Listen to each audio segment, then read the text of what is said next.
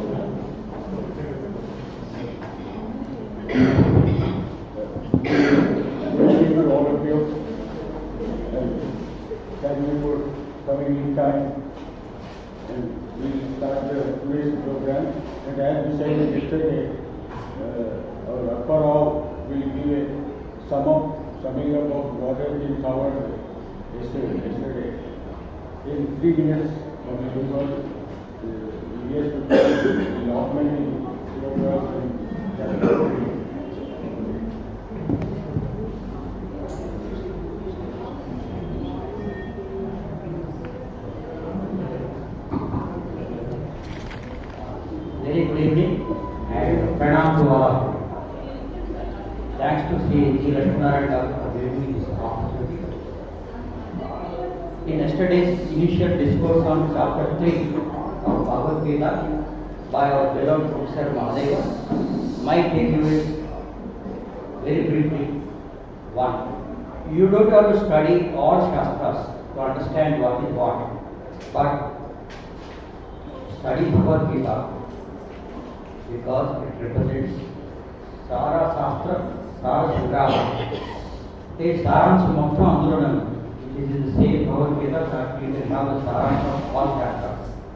Then among the three, Prasthana Trayi, Prasthana means starting point. There are three starting points for all sciences.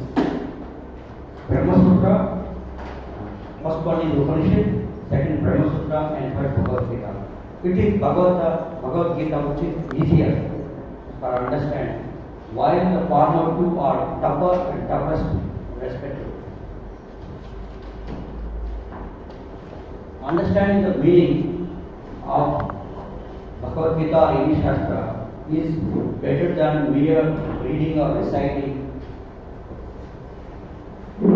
Gita has two angles, Vyavaharika and Paramarthika. And this chapter and this Saptah would see Gita from the angle of Vyavaharika issues faced by an individual in one's life.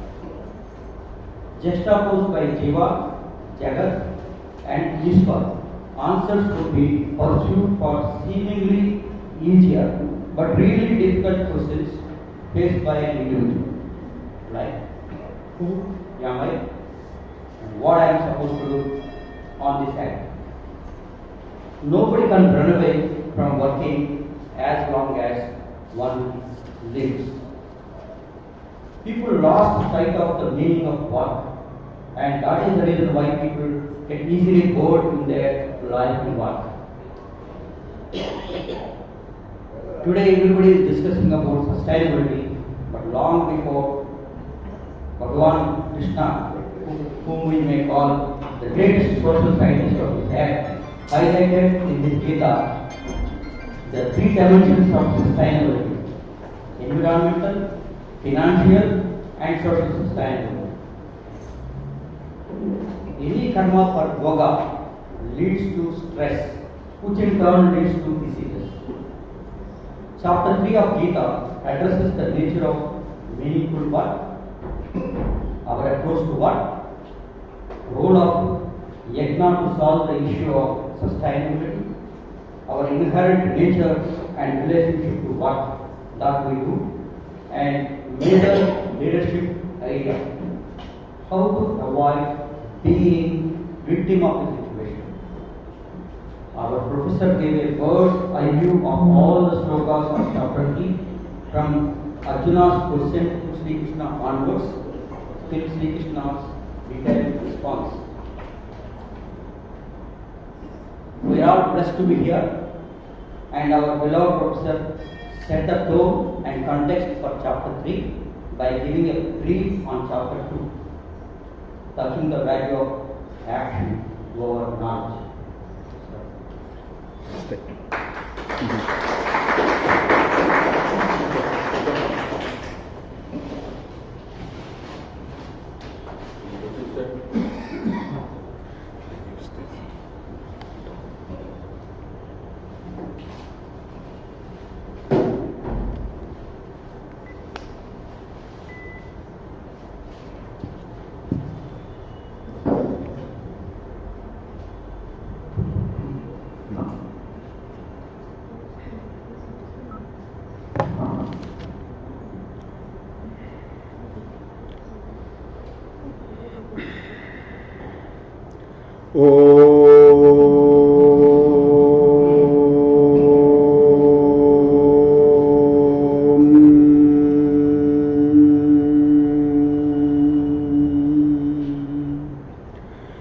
वागर्ताविव सम्पृक्तौ वागर्तप्रतिपत्तये जगतः पितरौ वन्दे पार्वती परमेश्वरौ वसुदेवसुतं देवं कंसचाणूरमर्दनं देवकी परमानन्दं कृष्णं वन्दे जगद्गुरुं मूकं करोति वाचालं पंगुं लंघयते गिरिं यत्कृपातमहं वन्दे परमानन्दमाधवं दोर्भियुक्ता चतुर्भिस्फटिकमणिमयीमक्षमालां दधाना हस्तेनेकैन पद्मे सितमपि सुखं पुस्तकं चापरेण भासा कुन्देन्दुशङ्खस्फटिकमणिनिभा भासमाना समाना सा वाग्देवतेयं निवसतु वसने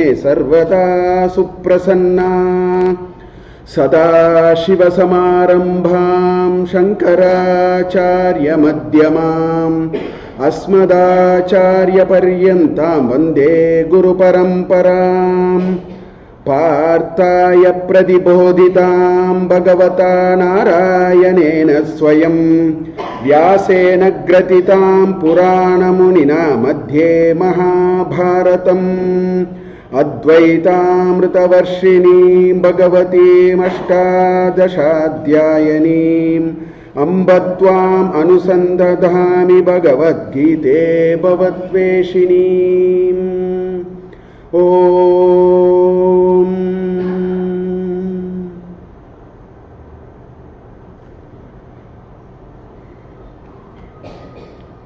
I think we had a very nice summarization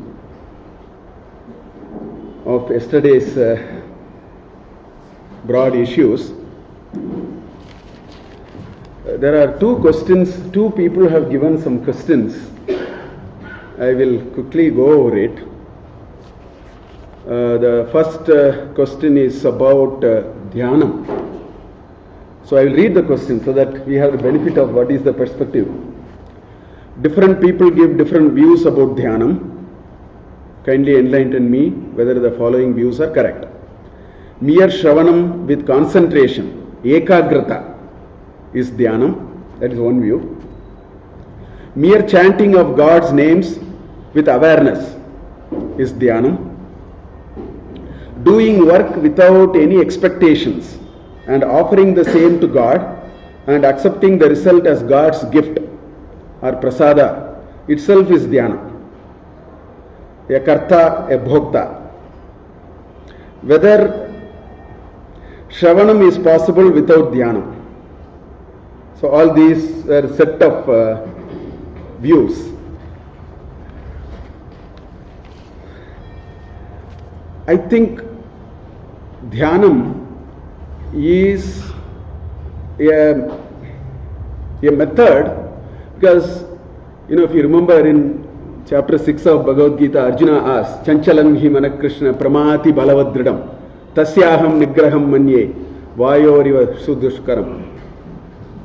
See, we are endowed with a very powerful, the most powerful apparatus known to mankind, known to the world, is Manas. Because as I am talking to you, I can go to California. From there I can go to Vaikunta also. This is the apparatus which is given to us. So what we can do with that is a function of whether the apparatus is useful to us. So I think, so the very idea of Dhyanam is to reduce these vibrations of the mind. This chanchala, because an uncultured mind will run at the rate of 1000 frames per second or maybe 10,000 frames per second. So I think the whole idea of Dhyanam is, can we bring these vibrations? That is the first sutra also that we see in Patanjali's Yoga Sutra. Chitta Nirodha, that is what is required. So I think Dhyanam is it is a upasana, it is a kind of upasana to. So the Ekagrata is a very nice word which is also part of this view. So many of these views, if you look at, for example, there is another view which says doing work without looking for results. Definitely it will lead us to a way by which we can do Dhyanam better. So I think the understanding of Dhyanam is, can we bring the Manas Chitta Ekagrata. So I think that is what Dhyanam is. Given the time, I thought I will So in order to do that, since the mind has this tendency to waver, therefore it is very useful to first focus on something. Because once the mind is trained to use to focusing on something, then many of these objects can take either not required or take a different role. So in that way, the idea of Dhyanam can be progressed. But I think the ultimate idea is this chanchala of the mind, can we bring it down? I think that is the biggest idea of dhyana. There is another interesting question which may require a much longer time to discuss, but it goes as follows. It says human being is the only species that can resort to mass massacre. He is the only unfit in his own society. For whatever might be the reason, Arjuna wanted to avoid war, keeping aside the fact for a second that Krishna is Lord. Please answer, why should he encourage war? He could have avoided. Sometimes I feel Krishna glamorized the world as the war as Dharma Yuddha. There are no theories in the contemporary world supporting war. This is a perspective which requires much greater discussion. First of all, I think this war was very essential. There was no glamour here.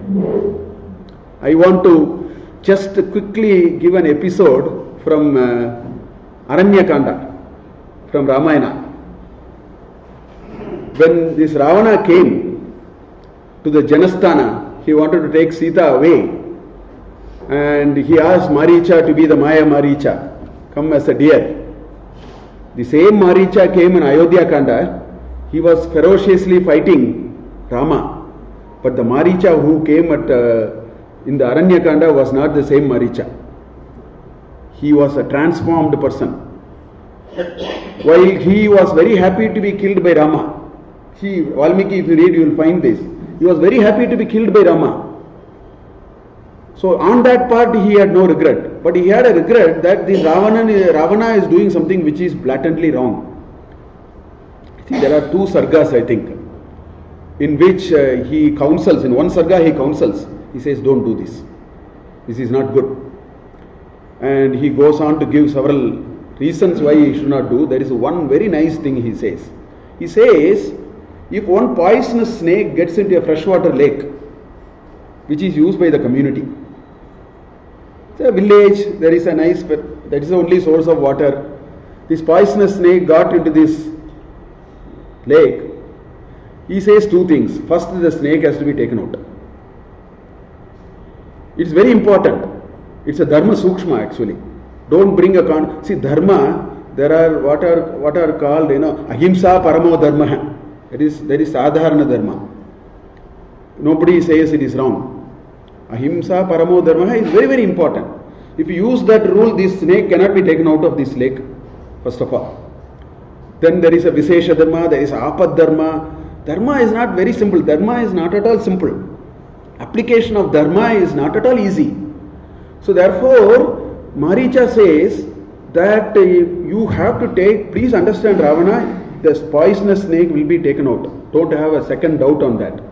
But also understand, when the poisonous snake is taken out of the lake, hundreds of good fishes will die. That is the Prakriti. Hundreds of good fishes has to die. Now, because hundreds of good fishes are dying, if you don't take this poisonous snake, time will come when the entire village will die. Not only the human beings, all the other Jiva Rashi, which are all dependent on the lake, will die. So you need a much larger lens to look at it. In Vidura Niti, these are very popular thing we know. He says, if you can save a country, a grama can be, sacrificed. If you want to save a grama, a family can be sacrificed. If you have to save a family, one person can be satisfied like this. So there are many dimensions like this. And Arjuna, just think about it, with enormous thing. In fact, Arjuna and Pandavas and Krishna never wanted to fight a war. Please understand this. That was the last resort. They actually went, they lost the game of dice. This Duryodhana did two things. He blatantly violated contract. If you use modern parlance, under contract law you should have been arrested. Because what was the contract? 12 years you go. They lost the game of dice and there was a contract agreement. 12 years you go. 1 year Ajnatavasa. After 13 years you come back, I will give you. He had no business but to give it back, which he didn't do. Duryodhana is, today's politicians are no match to Duryodhana. Because the adharma that he unleashed was something like that. So he blatantly violated contract. Second thing is, Duryodhana, in my personal opinion, had absolutely no brains. Because when they asked 5 gramas, you should have disposed them off with 5 gramas. They asked 5 houses, these are all dramatized. They asked 5 houses, they won't give. To dramatize it so much, they asked the tip of the needle, I won't give. Now you can't have a ruler who is an idiot, who is an embodiment of adharma. It is like this poisonous snake which has got into the freshwater lake. 1,000 good fishes has to die. So like that there are many dimensions here. Dharma Sukshma, Mahabharata is nothing but every turn of the event is deep, very complicated Dharma Sukshma. It's very hard to analyze. I'm not saying my explanation may be convincing enough, but I am saying so this war is actually a war for Dharma. Because so many people, in fact, what a powerful argument Arjuna makes in chapter 1. I think they are very sensible arguments why war must not be fought. So coming back to this story, there is a blatant violation of contract. It's an embodiment of unleashing terror on ladies, doing things which ought not to be done, and a head of an institution is like that. And a person who has actually a right to occupy that, you want them to keep quiet, they were willing to keep quiet for a very long time. And then two times there was emissaries sent to stop the war. When nothing happened, they wanted to fight the war. After everything is done, you cannot come. It is like saying, there is so much of problem with the neighboring country. After we have waited for 60 years, now finally thought we have to fix things in place. And once everything is thought about and you are wanting to have a war, now the commander-in-chief comes near Wagah border and says, oh, there is one poor old man, he will die. That is not Raja Dharma. That is very unsustainable. Dharma is all about sustainability. Dharma's only rule, Dharana dharma ityahu dharmo dharayate jagat. Powerful definition. Dharana dharma ityahu, that which alone can sustain is called dharma. So what is the sustainability? It is not 10 years, it is not 100 years, it is not even a millennium. We are all not even a speck of dust in this yuga. So just by seeing something happening 20 years here and there, we keep shouting and we make our own, opinions and so on. Dharma is much deeper. Sometimes it will clean up everything because there is a much larger cause which it is addressing. So those kinds of issues are there. Quickly I thought I will summarize this, but it requires much deeper explanation. Anyway, so that's what it is. We'll come back to continue our discussions. So yesterday we just saw that Arjuna asked two questions in the first two stanzas, shlokas of chapter 3. And his question is, what is good for me, karma or jnana? And as I was telling yesterday, he was counting within his heart, Krishna is going to tell him jnana. Because he wants to actually run away. He doesn't want to fight. So he asked him, that's why I told you yesterday that this Arjuna, to make sure that he never annoyed Krishna, he changed the terms and asked the question 3 times in the 18 chapters. In chapter 5, he slightly asked differently. Is sannyasa is okay or yoga is better? In 18th chapter, he asked, is sannyasa is okay, tyaga is okay. So he was only changing gears. And we saw that this question is not good. As I was telling, should I wash my hand or have my food?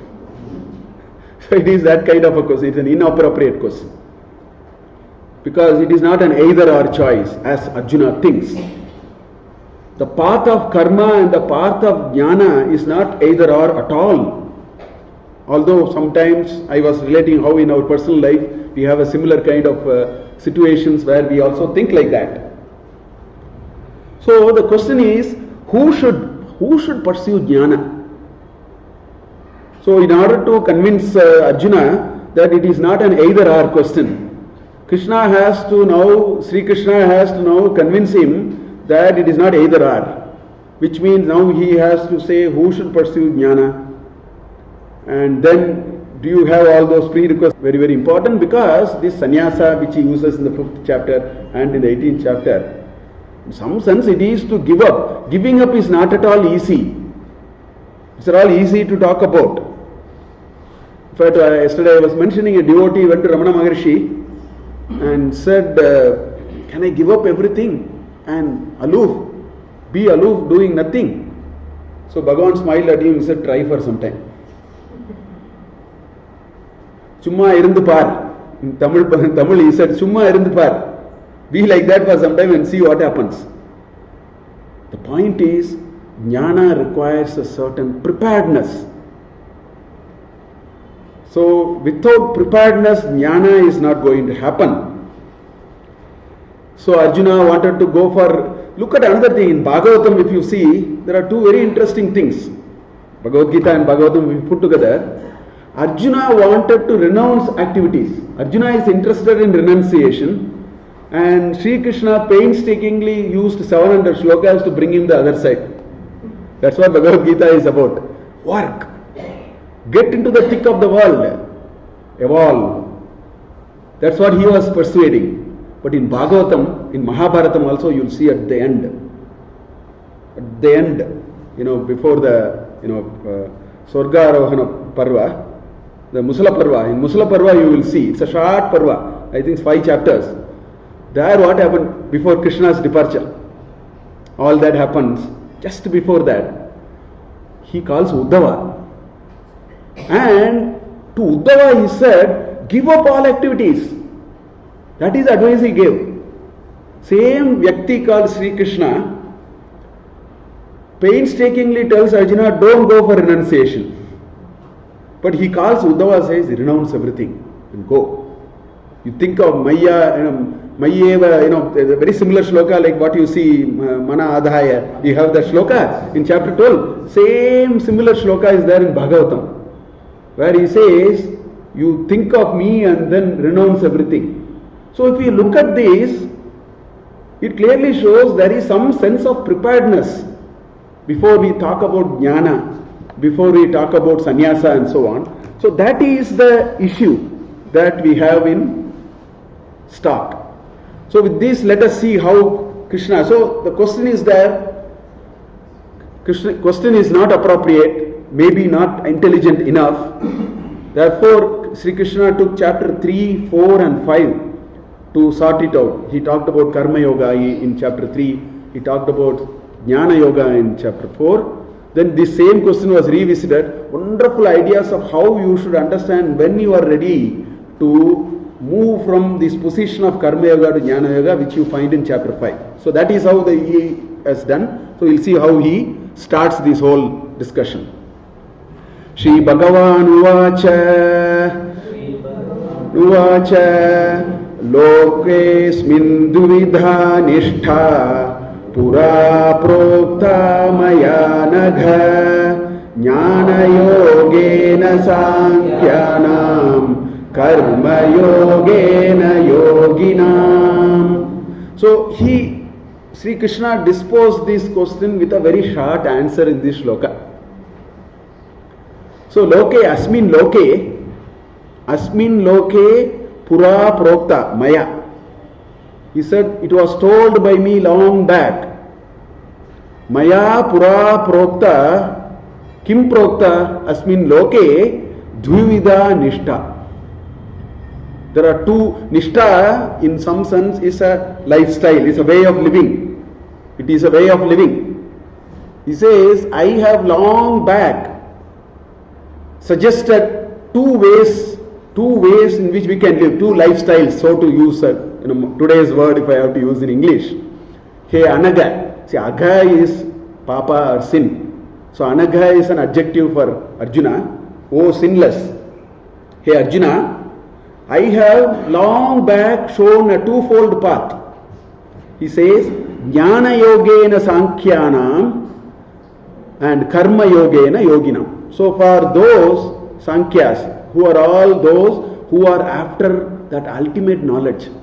Sankhyas are those who have a burning desire to know that ultimate, that Paravidya, which Mundaka Upanishad said, Paravidya. Kasmin Vijñate Sarvovitam Vijñatam Bhavati. That's what he asked. Angirasam Papracha, Shunaka.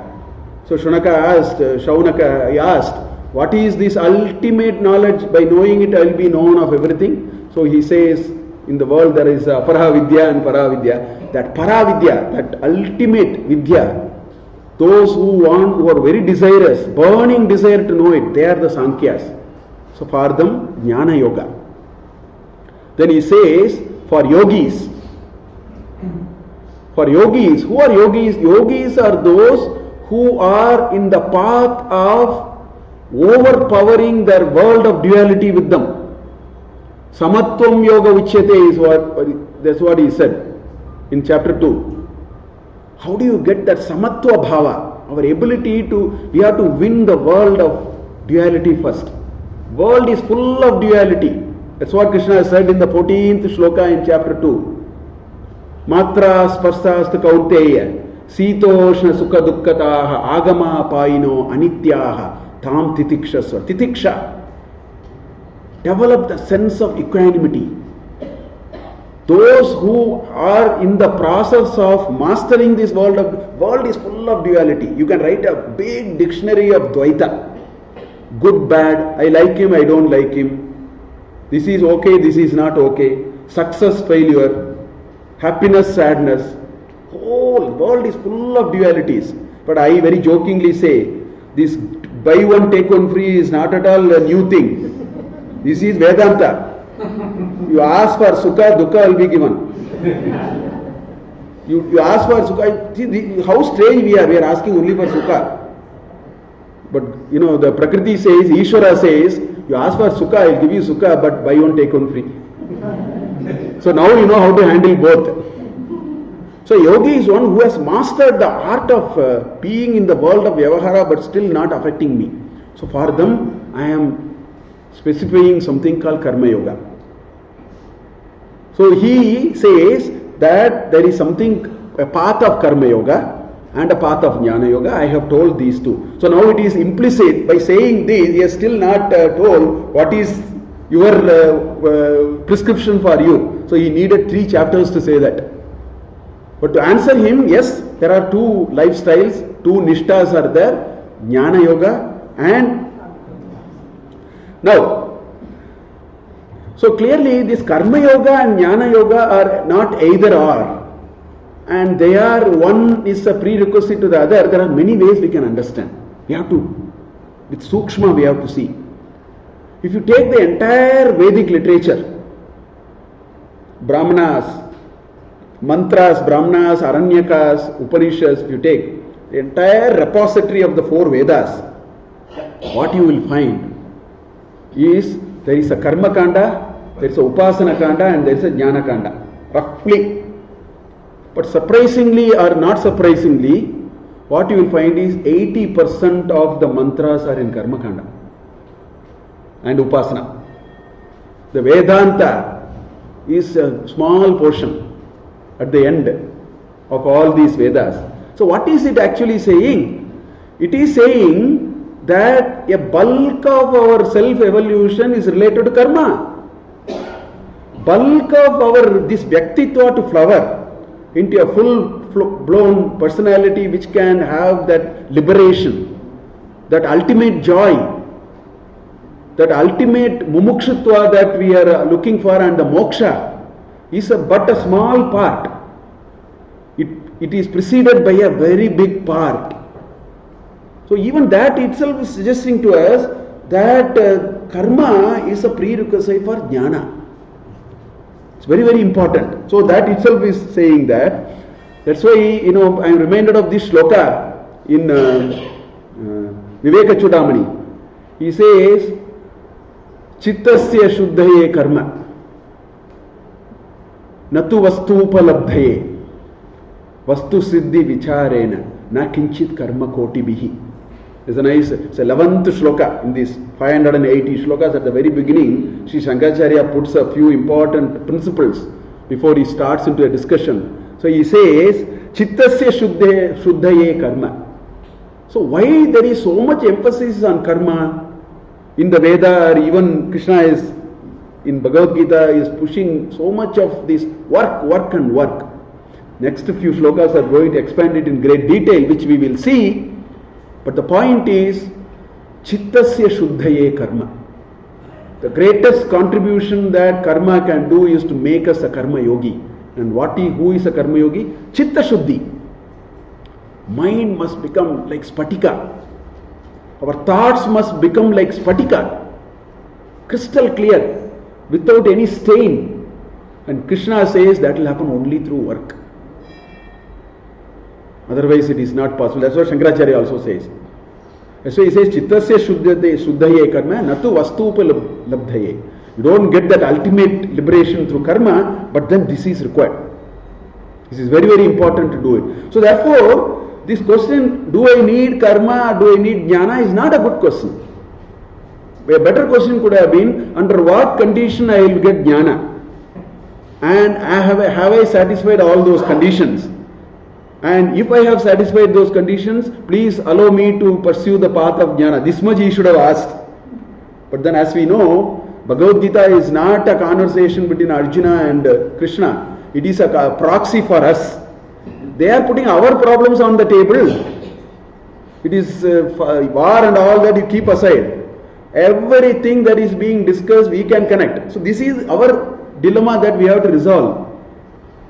Because there are a lot of people are saying, no, all these are not required, we can do that, we can straight away go to the path of, thinking, so many issues there. We have our own confusions. So that has to be resolved. So this chapter is all about saying, under what conditions you become a karma yogi. So you become a karma yogi, then we'll talk about jnana yogi.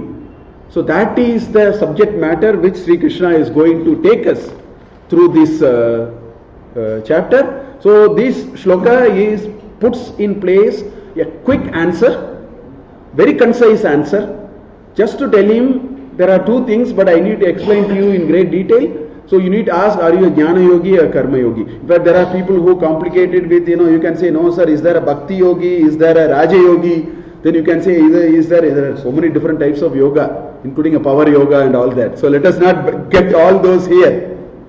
I think what it is saying here is that there is a nishtha that we have to go through. There is a lifestyle we have to evolve for ourselves.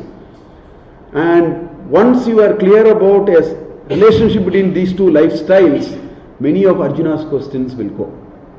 So that is why he is putting these two ideas. Now in some ways, this Jnana Yoga and Karma Yoga is also, if you connect it in a different way, it is connected with our Ashrama Dharma. See, this Ashrama Dharma is a great idea. See, Varnashrama is a beautiful two-dimensional matrix. There are two dimensions. The Varna is a dimension at a society level. But notwithstanding whichever Varna we are, there is another dimension which is called Ashrama. An Ashrama dimension is meant for evolution of any individual, no matter where is he on this dimension. You be in any of these Varna, it doesn't matter, but in each of the Varna you can self-evolve. Every self has to evolve. That is the charm of our thought. The charm of our thought is every individual must evolve. And for evolving is this Ashrama Dharma. See, the word Ashrama in Sanskrit actually means a temporary parking place. It is not a permanent place to sit. Actually, that is the meaning of the word Ashrama. One meaning of the word is, so this Brahmacharya, this Grihastha Ashram, and then this Vanaprastha and this Sannyasa. Now if you look at this Karma Yoga, a full-blown Karma Yogi is one who would have led himself to perfection through what is called Brahmacharya, Grihastha Ashrama and Vanaprastha. He is the one who is a Karma Yogi. He would have achieved a state of perfection, which these Ashrama Dharmas are saying. Whereas a person who has been able to transcend even beyond that will get into the sannyasa, which is the last. So it is not that in one birth we are all have to exhaust all the four. It is a long trajectory which has been told to us. We should understand what is the meaning of these ashrama dharmas, what is the trajectory of evolution that has been broadly told, and we can get there. So in a way it can be also related to that. A full-blown personality who has succeeded in this Brahmacharya and Grihastha Ashrama and this Vanaprastha is one who will automatically get into Jnana Yoga. He will not ask these questions. Chapter 5 says it so well. This question will not be asked. Nobody will ask this question. This very question is a sort of ignorance. See, Ramakrishna Paramahamsa says that a bee will keep making a lot of noise until it sits in the flower. Once it sits on the flower, the sound is gone because it is now enjoying the bliss. So that is what it is. The very question that somebody asks like this shows that this person is still not evolved, because the evolved person will not ask questions. Questions will dissolve. It is good to ask questions because there is a path, but I am saying a time will come when the questions will dissolve. As Ramana Maharishi very often says, question the questioner. That's what he says. Questions will dissolve. So these questions are indications that there is a lack of clarity. And Arjuna is asking it on our behalf. So let us see how Sri Krishna is laying out some very wonderful ideas of what is your path to be a karma yogi. What are some of the things that you should do? A karma yogi, as I was telling yesterday, it's a very interesting word. There is a karma and there is a yoga. So a karma yogi is now bothered, concerned about karma. So now we have to talk about then what is this work? Why are we doing this work? What is expected of this work? Where is this work taking us? All these, if somebody can resolve with absolute clarity, then that person is going to become a karma yogi, because all his doubts are, resolved. Things related to work. So that is what Krishna is taking us through the set of shlokas that we see in the following verses. So we'll see the next one.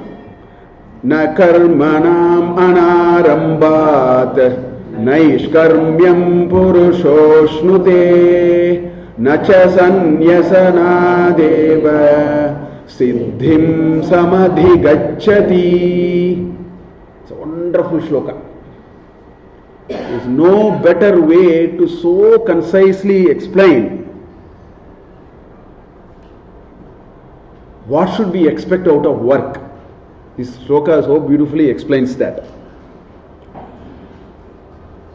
He says, na karmanam anarambhat naishkarmyam purushaha ashnute.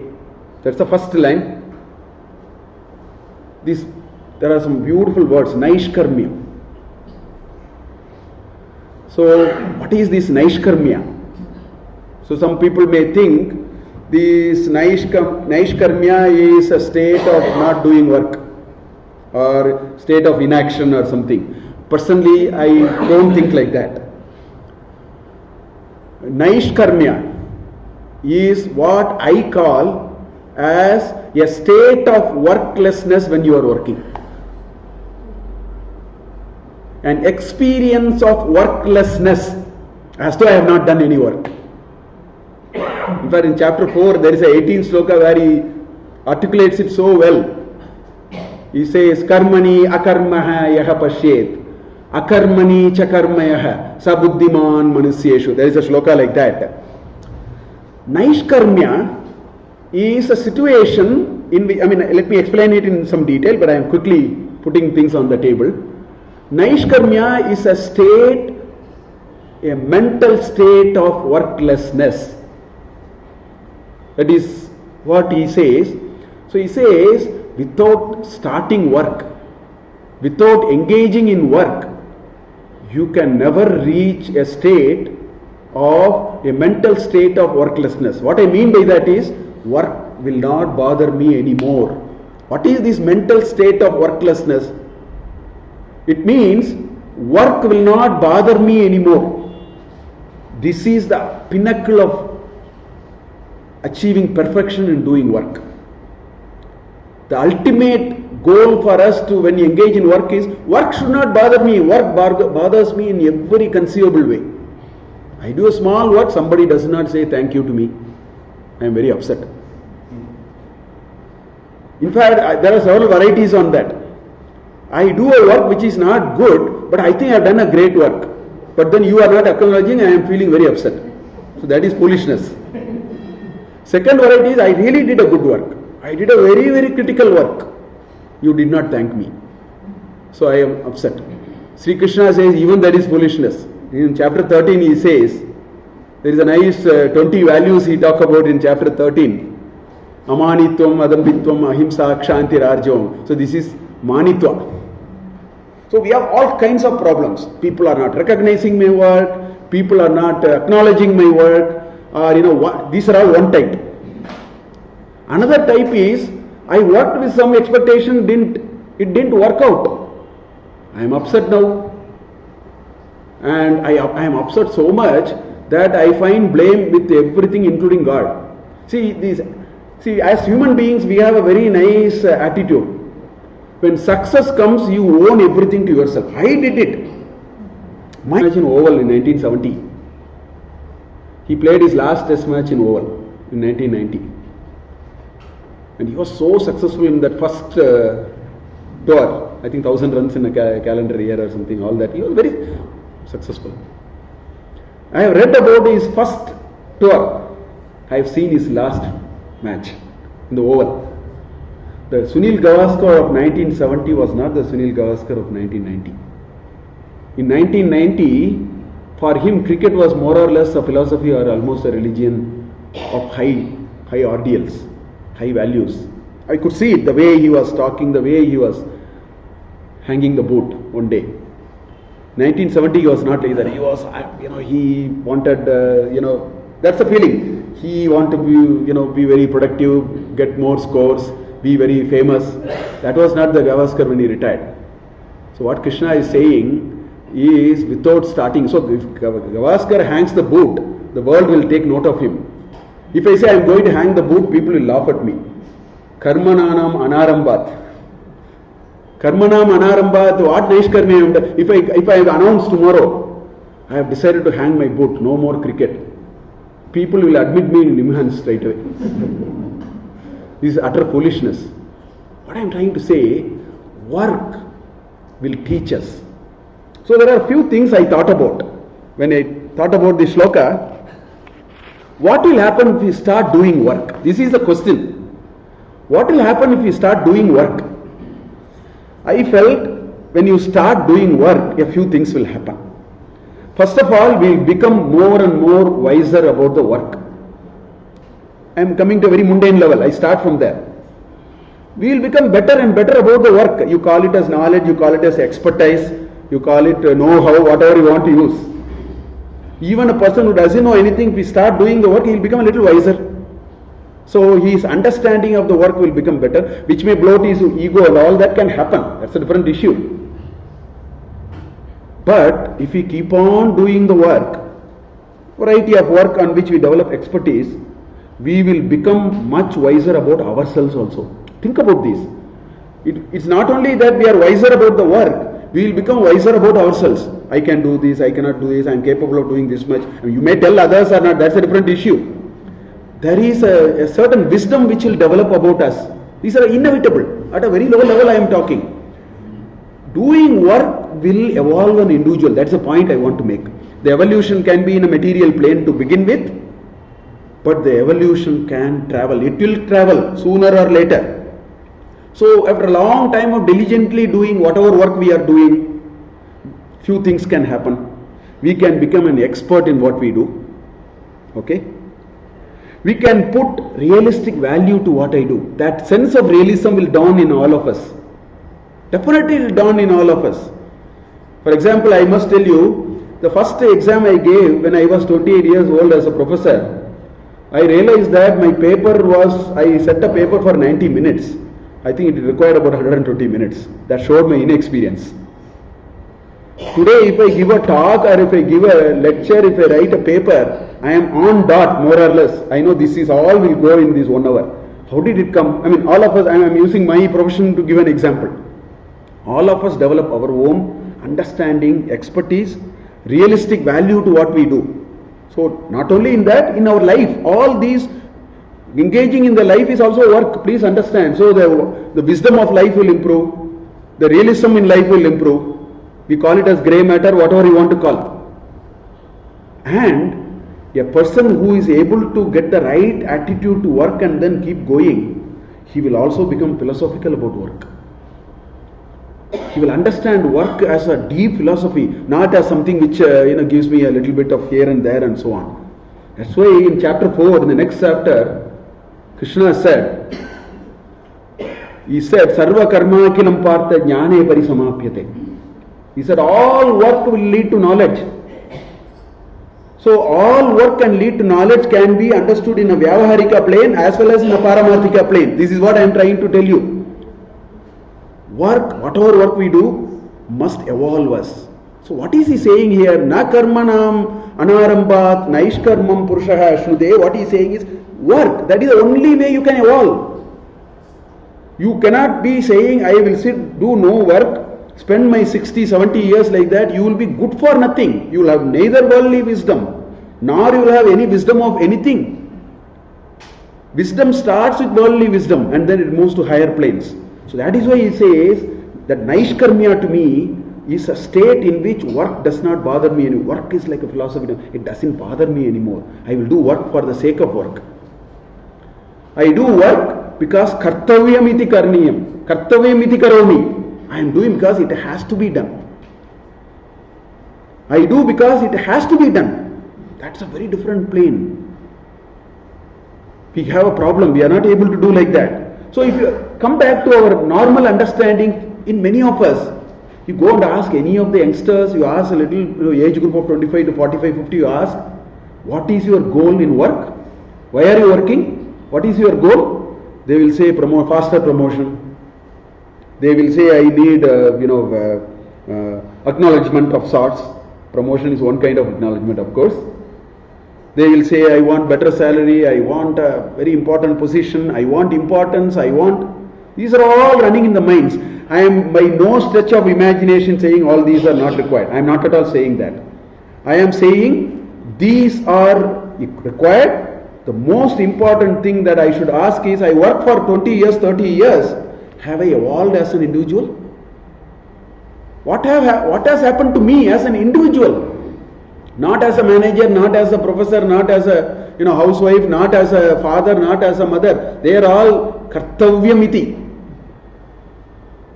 Karyam. What happened to me as an individual? Have I evolved a bit? So they do career planning. I think we should do career planning even in our spiritual. In our spiritual trajectory also we should take stock once in 5 years and ask what happened. Did I become any better? 10 years back what I was, what I am today, has work taught me valuable things in which I can become a little more evolved? These are all contained in this shloka. That is why na karmana manarambat naishkarmam purushaha shrute. Work from that perspective also. That's a very important perspective. Do work so that you become a very evolved individual. The Vyaktitva starts blossoming. It is flowering. That question please ask. Ask about promotion. Ask about all that. But then the question is, how will Vyaktitva flower? That is what all these shlokas are telling us. How will you evolve as an individual when you do work is what all these shlokas are saying. He is only saying it is important here.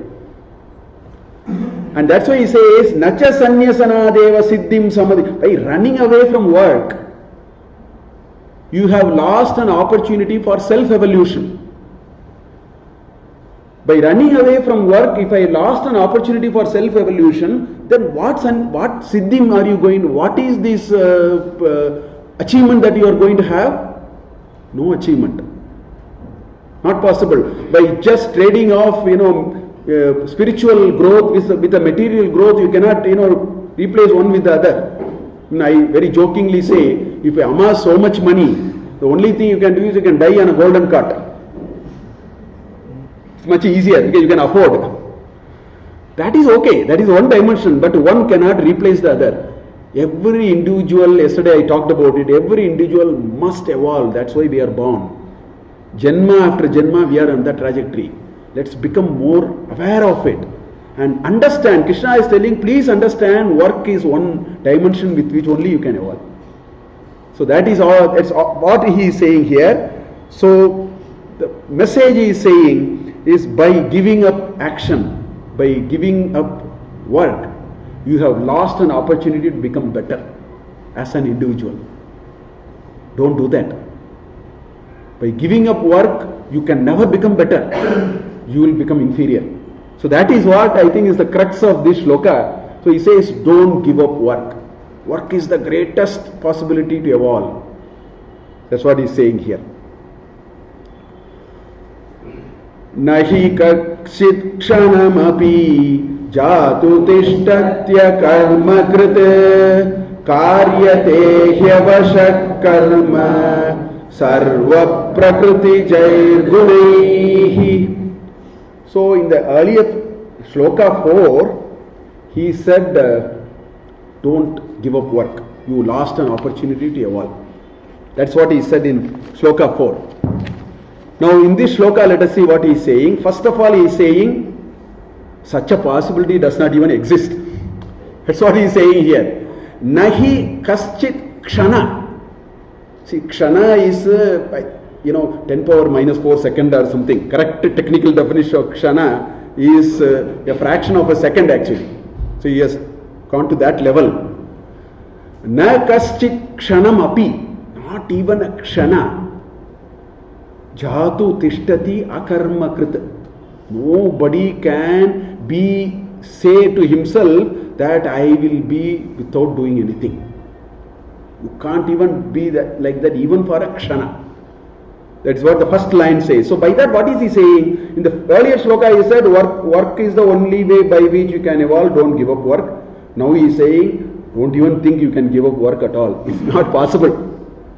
It is not at all possible for you to say, I will give up work. He says it is foolishness if you think like that. That's not going to work. And then in the second line he says, Prakriti jaihi gunaihi. This guna that, the sattva, raja, tamas and these three gunas, sattva, rajas and tamo gunas, which came out of what is called prakriti, which came out of maya. It's all the Srishtivada actually. The whole origin of universe, from there you can actually bring all these concepts. So every one of us have a RGB color palette. Today you want any color, use RGB. Then you change the color, then a red becomes a little pink. You can make millions of colors. Each one of us have a RGB. It's only called SRT, if you wish. Sattva, Raja and Tamas. That's a color palette God has wired into us.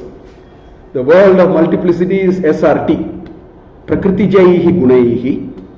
Because each one of us is a unique, it's a biometric identification. It's a unique combination of sattva, rajas and tamas which make my inherent nature. That nature will make sure that you cannot escape from doing a work which is aligned to that nature. He says avashaha, not vashaha. Avashaha. He, the word he is used in Sanskrit to emphasize indeed. Whenever you want to give a stronger punch, he is used. Yada yada hi dharmasya glanir bhavati. To give a little punch, he is used. So he says that you will work. You may think that you have a choice. That means you are at one level of understanding of this whole notion of work. You may think like that. But he says, Karyatehi avashaha karma. Always it is like that. Your nature is such that you will engage in some work or the other. In fact, there is a Canadian professor, he's a professor of operations research, hardcore math, good mathematics, operations research and all that. I'm also of that variety actually. His name is Stafford Beer. He's a Canadian. This gentleman has read Gita so much. He is sold on Gita. So in 1994 he wrote a paper, and the paper was written to celebrate the Shatabhisheka of the greatest personality in operation research called there was a great person called Vincent Churchman. He was a great father of operation research. His 80th birthday, if you wish. There was a special issue which was brought. He wrote a paper. The title of the paper, this Canadian professor Stafford Beer, title of the paper is called Loka Samastat Sukhino Bhavantu. That's the title of the paper, written in a OR journal. They're all English, mathematics and all that. I was stunned when I read that paper in 94. In that paper, he has extensively covered chapter 3 and these ideas. He gives a very nice example. He says every day I go to my house. One example he gives there. Every day I go to my house, and every time I pass my neighbor's house, he says my house is a little outskirts, some 2-acre big. So my neighbor is also a 2-acre house. So even if you go in a car, it takes 30 seconds to pass through and then reach your gate. He says every day when I pass through the neighbor's house, this dog will bark from that end to this end. And he gives an example like that. He says the dog may think that I have done my work. I have achieved what has to be done for the purpose of my master. It doesn't understand it is its nature. It will keep only doing that. He uses that to explain ahankara vimudatma karteyam iti manyate. There is one shloka, 27th shloka in this chapter which we will see. He explains it with that much detail. So this notion that I am doing work is a very starter. It is a LKG of understanding the mechanics of work. It's a very deep idea. I'll give a few examples. First of all, please understand as long as the mind is vibrating, chanchalatva, which I talked about, as long as the mind is in a state of vibration, you cannot escape from work. The work happens only because of that. You have to think from that direction. If the mind is in peace, the mind is settled, then work will happen which will dissociate itself from me. Guna guneshu vartante iti matva. Dhara and all that in this chapter, little it is there. First of all, please understand, we are all in work because, in fact, if you have to take a guna route, we are all in the thick of work because the rajas is very high. Without rajas is the bedrock of activity. Tamas is the bedrock of inertness. If you don't have tamas, you will never get sleep. We need tamas also because you have to sleep. Because sleep is the greatest, as I have been hearing in some pravachans, sleep is the greatest thing that this Jagan Mata has given to us. She takes you in her lap, it's a battery recharge. It recharges you and then releases you with energy the next day. Because nobody is bored. The only thing that we are not bored of is sleeping day after day. Good sleep. For which we need tamas. Rajas, as long as we have a very, dominant rajas. Chapter 14 discusses all this so beautifully in great detail. So as long as we have rajas, we will be in activity. So why is it is in nature? Your RGB will decide whether you will work or not. Again, I read a story. There was I was just reading it. There was a temple, and there was some funds which are all allocated for the temple. And this officer who came, he wanted to have a cost cutting. He looked at and he said, there was one item. He said, there is one sadhu who is doing nothing and this is for him. So he said, if he is doing nothing for him now. So but the temple man said, no sir, you have to go. Why don't you go and meet him? He's some small something. So this gentleman apparently went to him. He said, you are doing nothing. Therefore I am cutting all that entitlements that I have to give you because you are doing nothing. He said, all right. Can you do me a favor? Come and sit here for a week and do nothing. Let us see what happens. So he said, what is there? Doing nothing is very easy.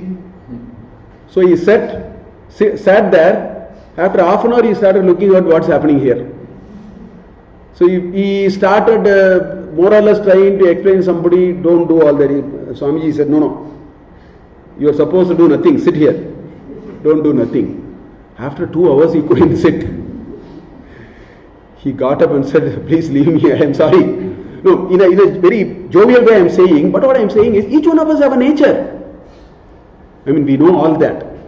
I cannot keep quiet when somebody says wrong. But I will come and say, today I am not going to open my mouth. So I will come and sit in the meeting. Instead of 5 minutes, it will be 10 minutes. Instead of 10 minutes, it may be, if you have so much of little control, it will be 20 minutes. But in 20 minutes, it will compensate for the silence of the first 20 minutes also. We all have our own experiences on that. What I am trying to say, that is what is being told. What he is doing is the state of not doing work is a very fancy idea. Don't even think of a possibility like that. Because the mind vibrates. As long as mind vibrates, it will always compare, it will say this, it will say that, all that. Now what is mind? Somebody explained it so well. As long as you have past tense and future tense, there is mind. In present tense, there is no mind. This is very true. Mind will only try to evaluate what happened and feel sad or good about it, or mind will dream about what is going to happen tomorrow and develop expectations. That's what mind is. And as long as we have a mind which is trained on that, it will push us into activity. And that activity will be fitting to our nature. That is what we will actually do. In fact, the karya is a function of karana, if I have to use it. In this narrow sense of the term, the karana is my RGB. I am of a certain kind, I will do only that. I may delay it, I may do it a little bit here and there, but eventually I will come there. It's just a matter of time.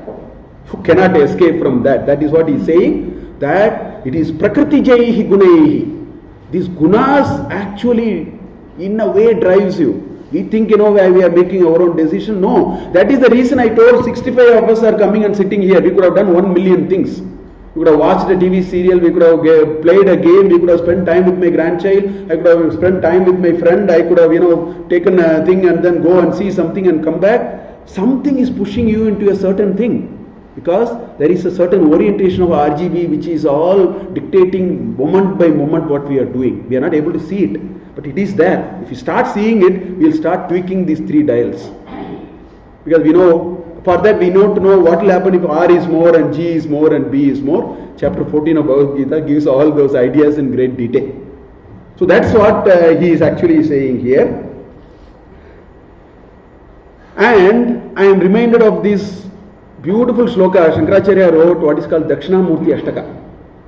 He's a great psychologist. This Ashtaka has 9 shlokas, although it is Ashtaka, it has 9 shlokas, 9 into 4, 36 lines.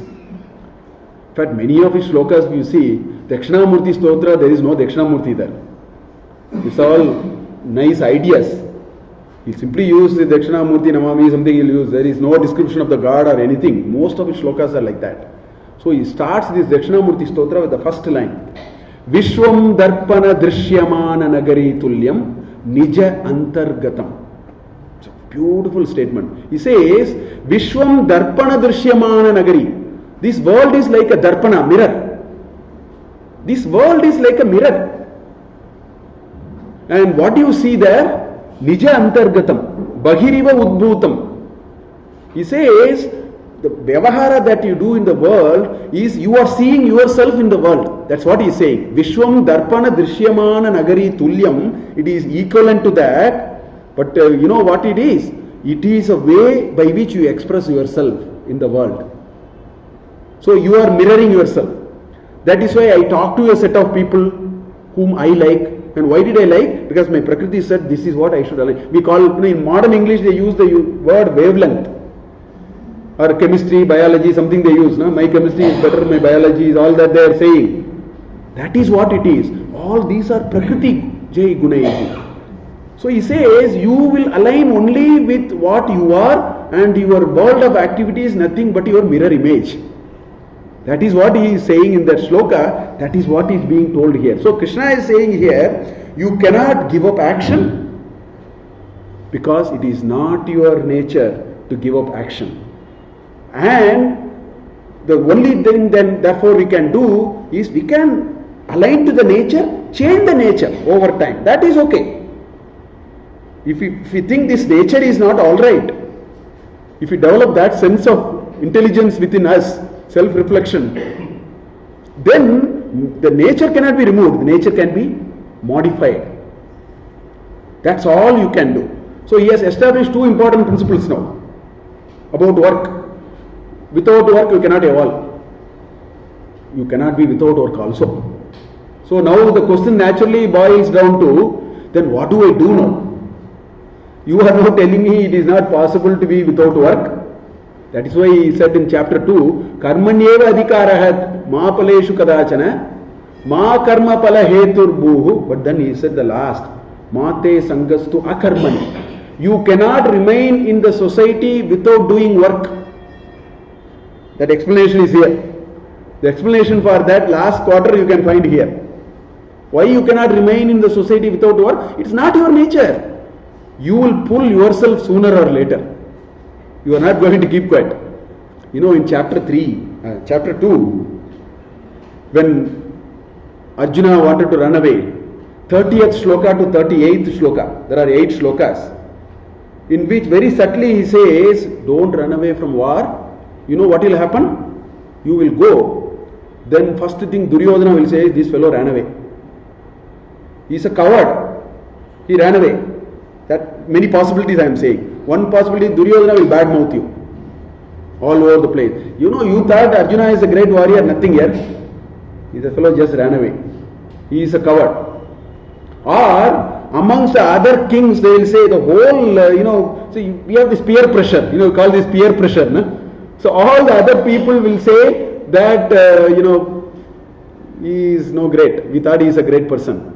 No, he gives a few examples like that. Avahitaha, all those people will talk ill of you and all that. You know what he is trying to say? If you run away, next year will come and anyway fight the war. That's the point he is making. You may run away today. your nature is you can't take all this. You will feel very upset. So you will only temporarily postpone. You cannot run away. That's a sukshma in that shlokas. You cannot run away. You can temporarily postpone, twice the vigor you will come back. Why are you waiting? You have, because that is your nature. Get into that. That is the explanation he gave in a different way in chapter 2. So these are all being told here. So clearly every one of us have a certain nature which we cannot escape. I think the nature is very, very integral to what we are doing. We cannot escape from that. Therefore, that will push us into a certain way of doing things. You cannot be in a state of not working. All these he establishes. So a sensible question now, so the only thing we can do is continue doing work as per that nature. Then if you feel that this is not what I ought to be, change the nature, even that cannot be abrupt. He is trying an abrupt change. Think about it. From a state of being a warrior, he wants to go. That's what I said yesterday. Being a good, CEO material, that vasana is very strong. If I go into ashrama, I will create politics there. Because that is what I am good in. Or, I will boss around people there. You have to exhaust the vasana. So the change cannot be abrupt. The change can be slow.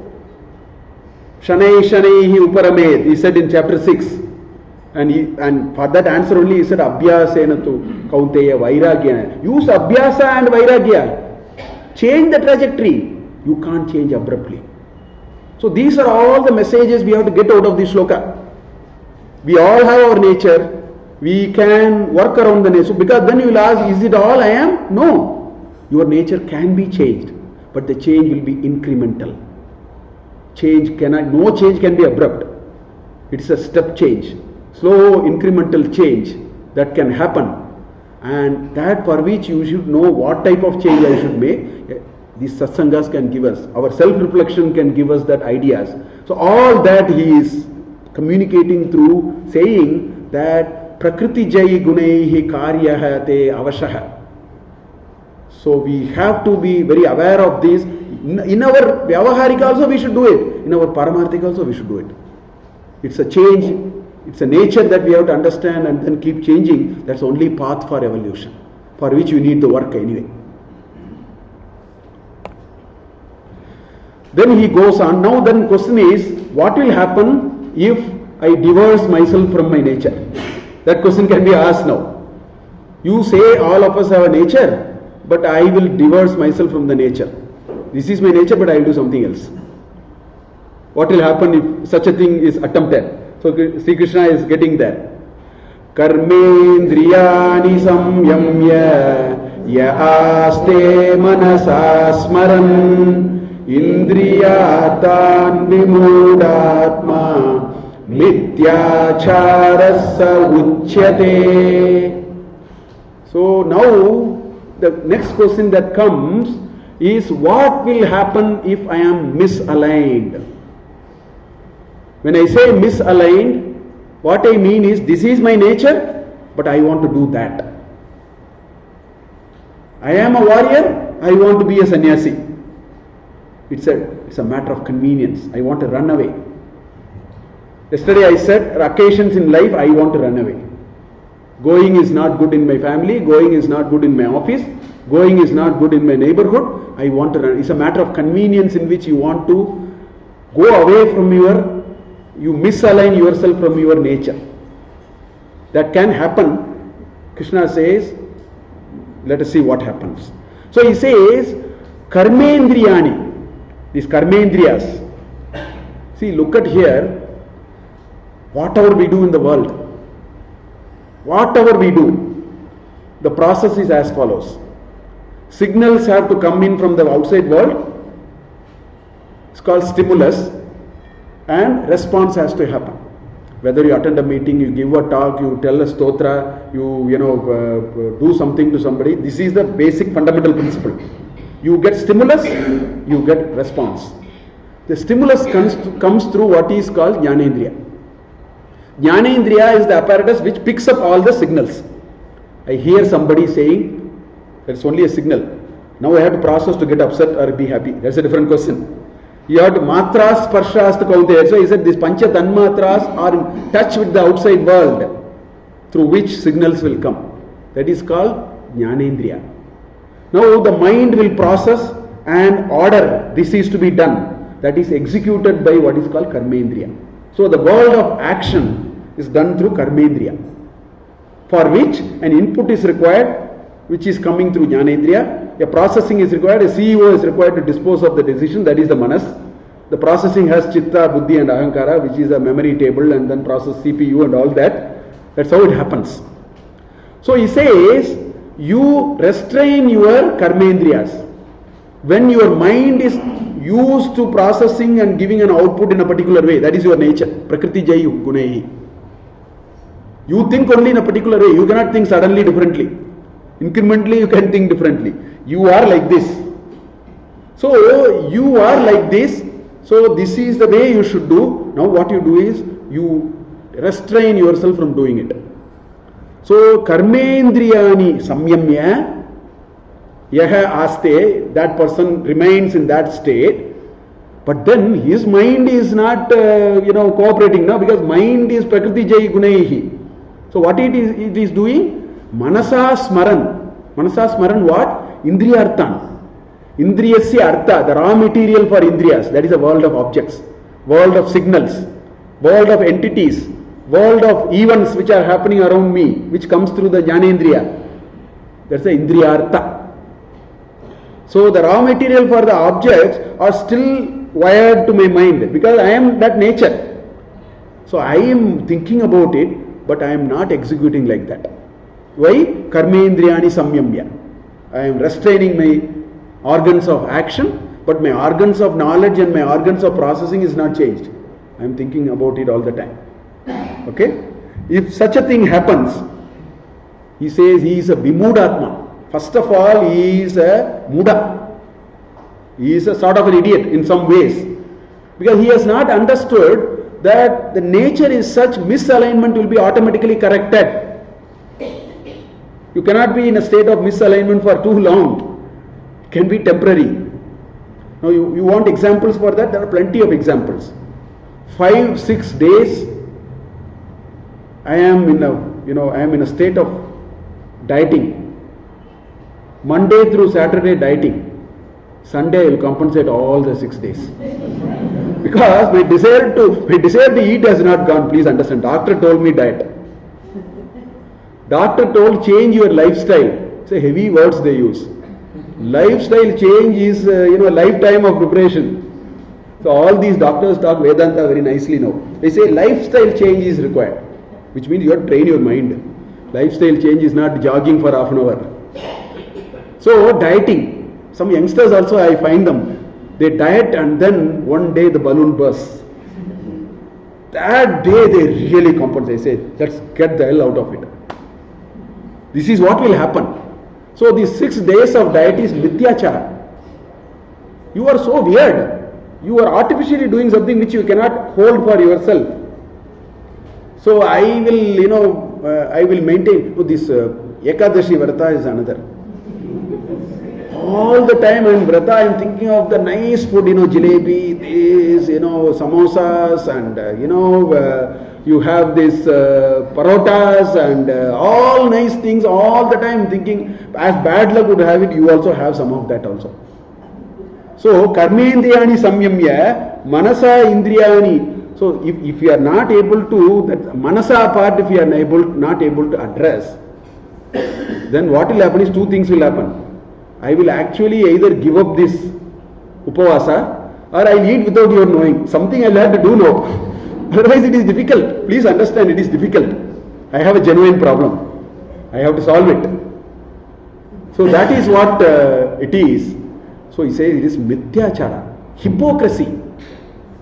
Now I will tell you another hypocrisy which bothers me a lot. This country is full of hypocrisy, according to me. Every people go to Ganges, bring one bottle of Ganges and do puja in their house. It's very, very holy. Look at the river.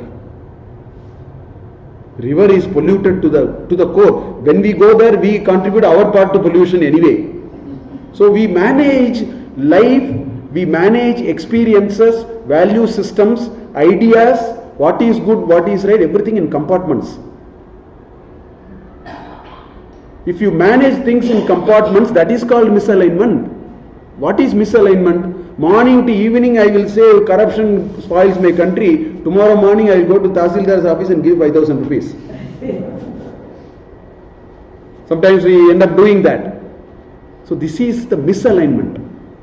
So the important message that Krishna gives here is misalignment will lead to hypocrisy, hypocritical behavior. Please don't do that. And what is the misalignment? Misalignment is the misalignment between thoughts, deeds and action. That's what he called it as Arjavam. In chapter 13 he used the word Arjavam. Arjavam is Rujbhava. Ruj means straight, not curved. That's why it's called Arjuna. His arrows will be straight. It's called Arjuna because Rujbhava. Rujbhava is Arjava. Straightforward thinking. Now what is straightforward thinking? I should be able to think which is aligned to my nature because that is what I am. If you think that is not correct, then start changing that. So hypocrisy will develop if you are misaligned from your nature. So please don't do that. That's what he's saying.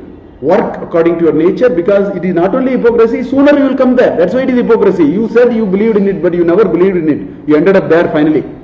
That's why it is hypocritical in that sense. So the whole question now boils down to developing a right kind of nature. So the whole thing has moved to a different plane now. You have to develop the right nature of yourselves, then work can evolve. All that na karmanam, anarambhat, naishkarmam, all that will happen. So the discussion must shift to what are all the things I should do so that my nature will become better. We need some good inputs on that. The rest of the chapter gets into ideas which tells us how we must actually do things. So if there are any questions we can stop here, or I can take another 5 minutes and stop. Can I take another 2-3 minutes and maybe we can say, yeah, it's 7:50, but I'll take another 5 minutes then. So the counterpart of that is what happens when you are aligned to your nature and your nature is also good. Nature becomes better. You are able to slowly change, incrementally understand this is the right kind of a thing I should do. If you go to that status, what will happen? That's what is saying here. Yes, yastvindriyani manasa niyamya rabhate arjuna karmendriyair karma yogam asaktasya visishyate. So, first of all he says, if we are aligned, we should be aligned on the right direction. That he is going to talk a little later. We are assuming now we are aligned in the right, in an appropriate direction in which we have to align.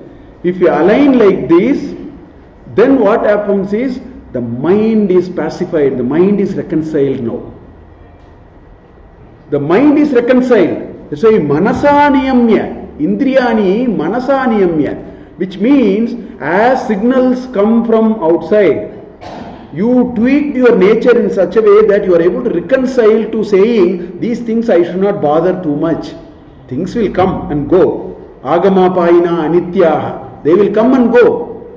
If you develop that state of mind, the chanchalatva is coming down.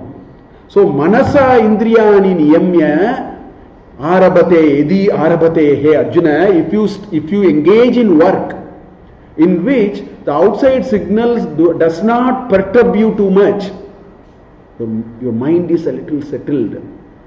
If you are able to go there, then that work you do through your karmendriya is actually karma yoga. So he is defining what is karma yoga.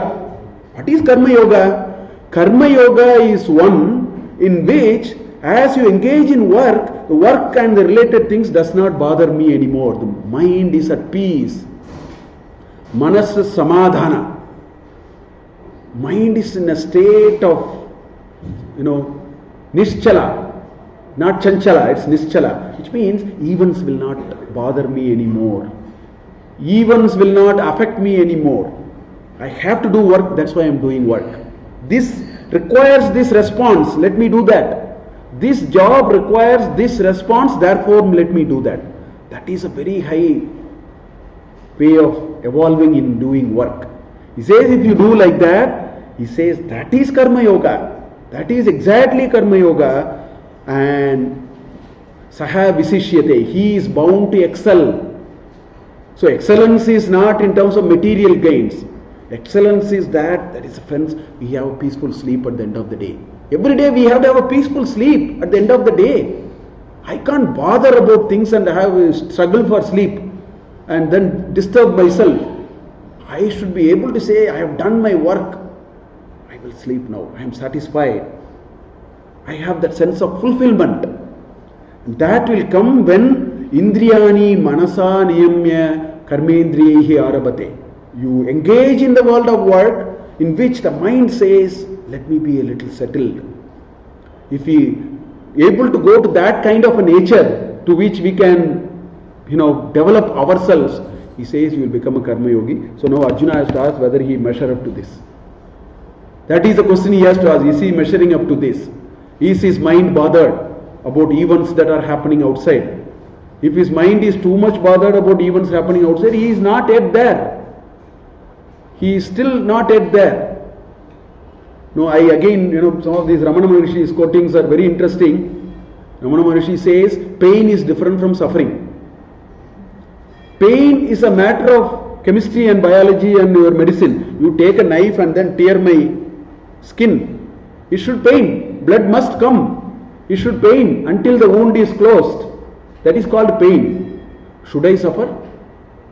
Should I say the whole world is so unkind to me, I have been a good person, this happened to me? These are all called suffering. Suffering is your choice. Pain is not at all your choice. Pain is Prakriti Visesha. Pain is Prakriti Visesha. If I fall from a stool from a height, I should break my head. I break my hand. That is Prakriti. But having broken my hand, should I get into depression? That is my choice. So suffering is my choice, pain is not my choice. A person who has understood this difference is closer to being a Karma Yogi. Because his mind says, I am not bothered with all these, let it happen, it has to happen, let it happen. So that is what he is saying here. So the first clue he says is detached attachment to work. I will explain it in a little detail tomorrow. I have used a special word called detached attachment to work. So we have to know what is attachment and what is a detachment, which we will continue tomorrow.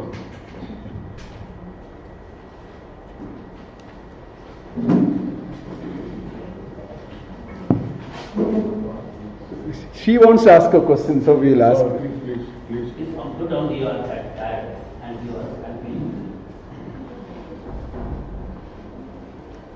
Maybe one or two questions will take time, then we'll take it tomorrow if there is many. Yeah, you ask her. I don't want to disappoint her. She wants to ask a question. Please. Yeah. You are a great storyteller. I want to ask you a question. You are telling great stories about God. Then who is the creator of God? God is the creator of human beings. Then who is the creator of God? Very good. Wonderful question.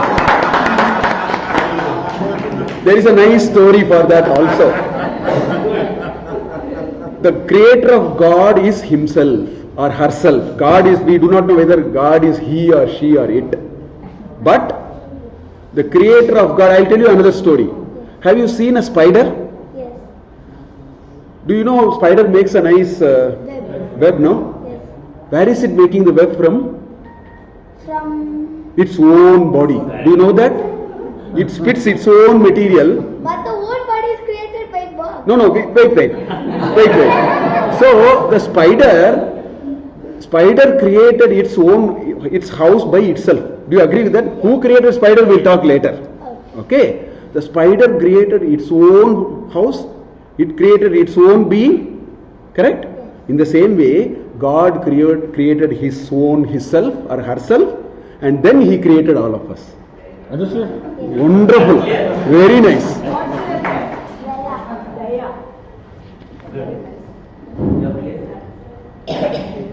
I'm sure you must be having a lot more questions to ask the professor. So you can put down on a paper and give it to him tomorrow. as he has answered yesterday's question, then tomorrow also he will answer the question, sir. Om Sahana Bhavatu Sahanau Bhunattu Sahaviryam Karavavahai Tejasvinavadhitamastu ma vidvishavahai. Om Shanti Shanti Shanti. Harihi Om. Shri Krishnarpanamastu. Shri Guru Charanaravindarpanamastu. Shri Gurubhyo Namaha. Harihi Om.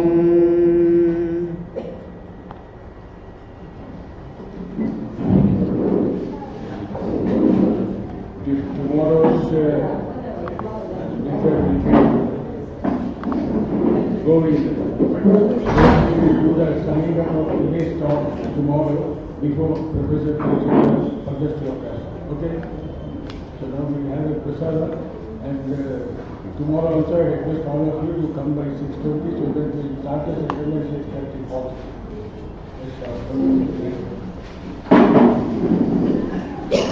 Sorry, sir, I will check up with my sensitivity. No problem. I am blessed.